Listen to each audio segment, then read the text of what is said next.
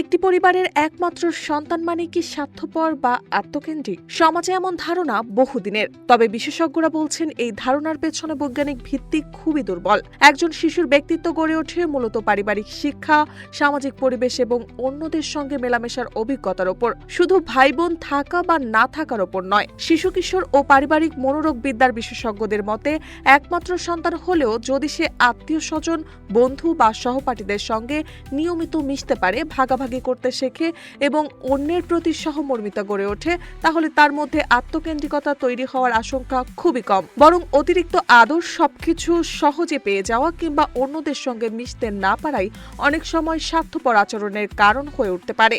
বিশেষজ্ঞরা আরও বলেন, সন্তানকে ছোটবেলা থেকেই খেলনা ও খাবার ভাগাভাগি করা, অন্যদের কষ্ট বুঝতে শেখানো এবং ছোট ছোট সিদ্ধান্ত নেওয়ার সুযোগ দেওয়া জরুরি। এতে তার আত্মবিশ্বাস যেমন বাড়ে, তেমনি গড়ে ওঠে দায়িত্ববোধ ও মানবিকতা। তাই একমাত্র সন্তান মানেই স্বার্থপর এই ধারণা ঠিক নয়। সঠিক পারিবারিক শিক্ষা ও সামাজিক পরিবেশ পেলে যে কোনো শিশুই সহানুভূতিশীল, মিশুক ও পরিণত ব্যক্তিত্বের মানুষ হিসেবে গড়ে উঠতে পারে।